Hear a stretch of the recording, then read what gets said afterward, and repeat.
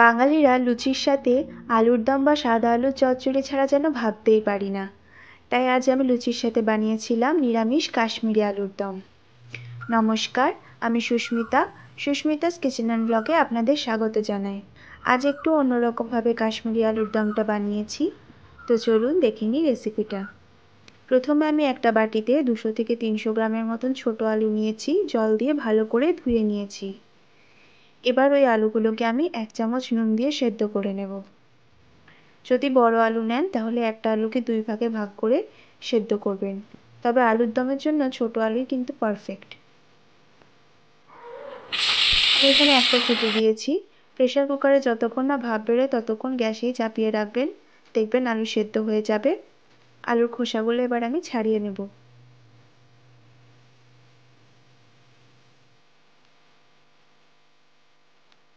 এবার আমি একটা কড়াইয়ে 1 বাটি মতন জল নিয়েছি, জলটাকে গরম হতে দেব। তারপরে দিয়েছি আমি এখানে 5টা কাজু আর 2টো মিডিয়াম সাইজের টমেটো। এগুলোকে আমি 2 মিনিটের মতন ভাপিয়ে নেব।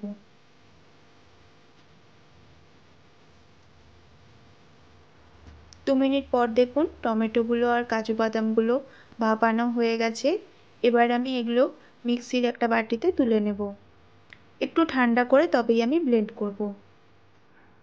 এবারে দিয়েছি আমি কড়াইতে তেল। তেলটা একটু গরম হয়ে এলে এর মধ্যে দেব গোটা গরম মশলা। এখানে আমি দিয়েছি এলাচ, লবঙ্গ, দারচিনি। এরপরে সেদ্ধ করে রাখা আলুগুলো আমি এখানে দিয়ে দেব।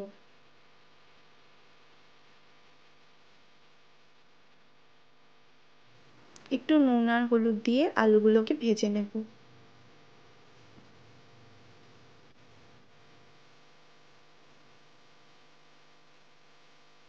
দিয়েছি একটা ক্যাপসিকাম। ভালো করে নেড়ে নিয়ে এগুলো ভেজে নেব। এবারে আমি দিচ্ছি এখানে থেতো করে রাখা আদা।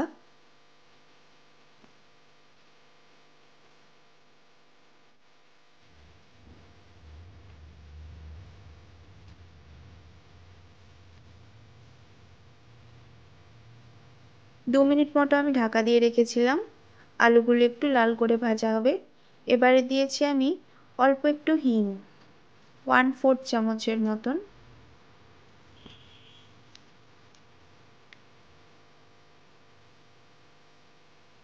আর দিয়েছি টমেটো আর কাজু বাদাম বাটাটা।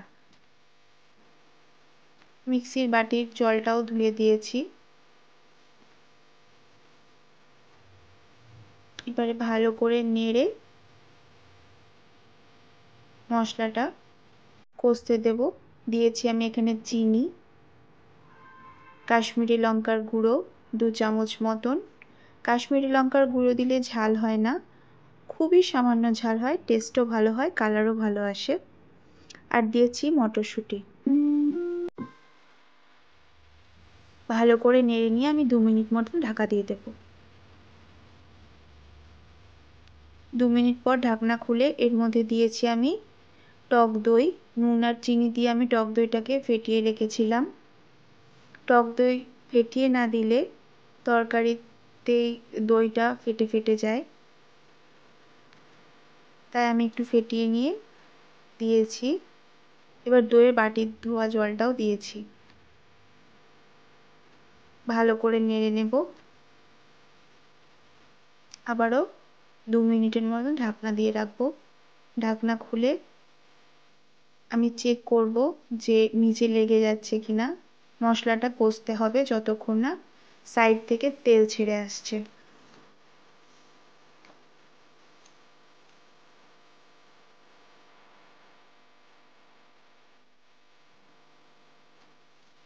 দেখুন তেলগুলো সেপারেট হয়ে গেছে, তার মানে আমাদের মশলাটা পারফেক্টলি কষানো হয়েছে।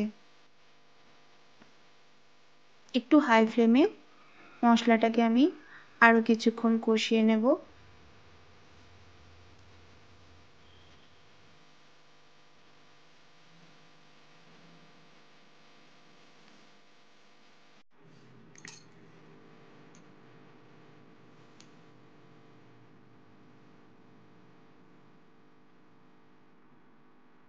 মশলাটা ভালো করে কষানো হয়ে গেলে এর মধ্যে দিচ্ছি গরম জল, হালকা গরম জল।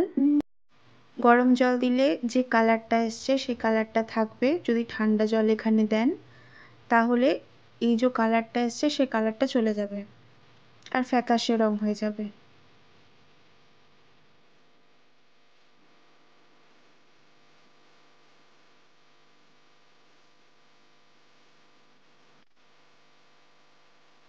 ফুটে উঠলে আমি এখানে দেব কসুরি মেথি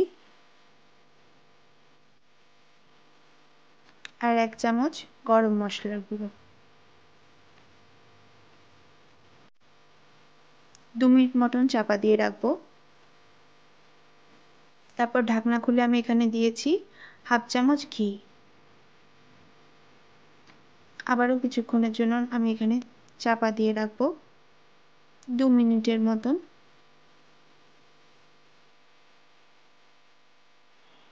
তারপর ঢাকনা খুললেই রেডি নিরামিষভাবে তৈরি কাশ্মীরি আলুর দম। আপনারা গ্রেভিটা যেমন চান তেমনভাবে রাখতে পারেন। আমি এখানে একটু ঝোল ঝোল রেখেছি, যেহেতু আমাদের বাড়ির সবাই একটু ঝোল ঝোল খেতেই পছন্দ করে। শুকনো আমার মেয়ে তো একদমই খেতে পারে না, তাই একটু আমি ঝোল ঝোল রেখেছি। আপনারা যদি চান ঝোলটাকে ফুটিয়ে তারপরেও নামাতে পারেন।